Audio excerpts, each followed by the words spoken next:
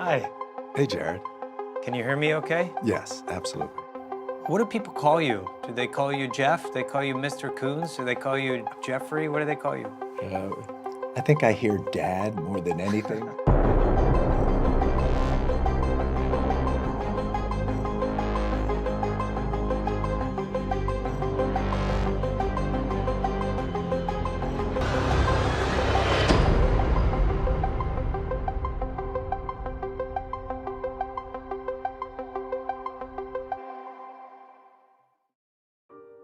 Why do you think your art has resonated with so many people?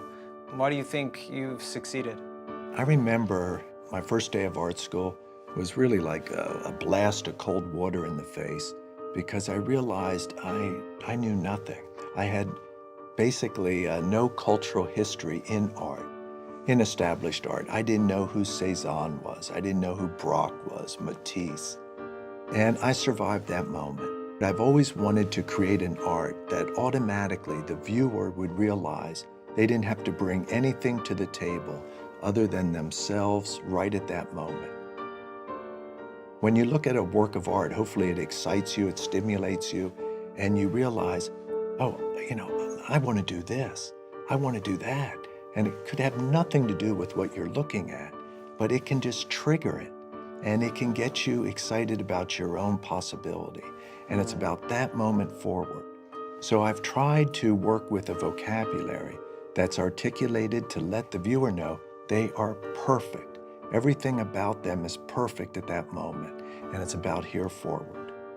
How has technology influenced you? How has it changed art? And how do you think it will change art in the future?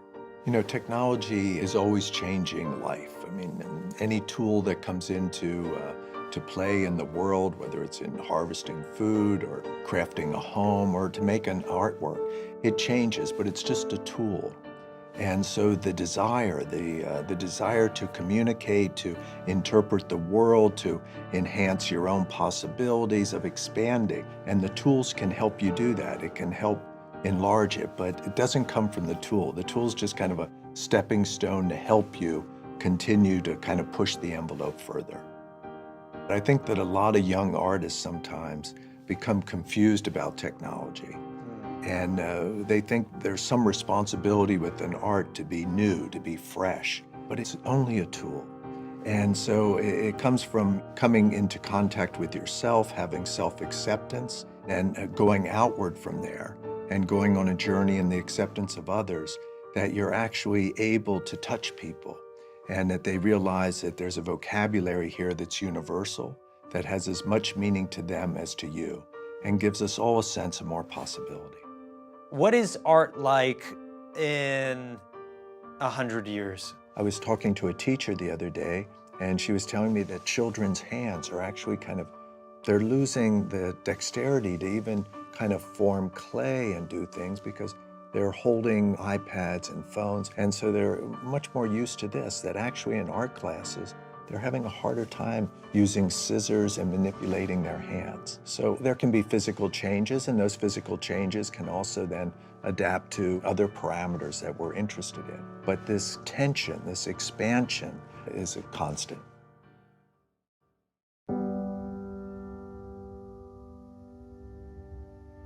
When artists are creating, any thoughts on how what's being created influences the decisions that we make or influences culture or society in a way that actually impacts tomorrow? I think when you're making a work of art, you're being honest.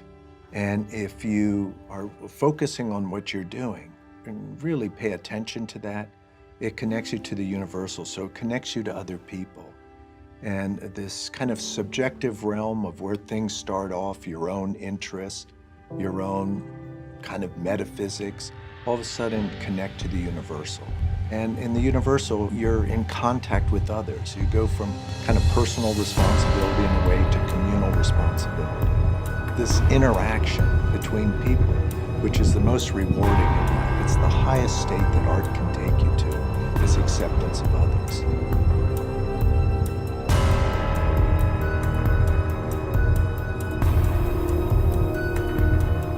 Why bother? Why make art? Why do it? To enjoy life more. It's all about potential, and it's all about the enjoyment of the body and the mind. I mean, to enjoy every little tingle, every little sense of feeling and possibility. And, you know, people enjoy sex, but you can feel sensations that are as heightened of that just through being excited about things. And feelings generate ideas. You know, I love the first time coming across a powerful work of art that was like a gestalt. To do that, they had to felt it. break it When up, you're break under out the every control of bone, personal make it all iconography, mushy, so where it somebody can is, you know, pull things apart and swallow it. articulated. They You used can't a chew certain like a skill shark. to You can't control your tear feelings. things apart. And then when I realized that I could feel those sensations, I wanted to develop my own personal iconography so I could affect my feelings, continue to See make another them croc more coming intense, in? and His then to head's share just that on the with surface others. there. Art is what Now, lets it's the going to want self part of the spoils, find but that acceptance, could be a fight. and then to be able It's to a move smaller outward. one too, so I And can't automatically, imagine as it's soon going as to you be have game enough. self-acceptance, it leads you to the acceptance that comes. You learn to take care of yourself, you learn to be able to excite the self, stimulate, have feelings, have ideas, and automatically you want to share them to your community. So it magnifies everything. When you have one person experiencing something, and then you take that transcendence, that act, that sensation, and you share it with 1,000, 10,000, 1,000,000. So it turns the light on in the room. It lets us explore our senses and lets us explore our mind.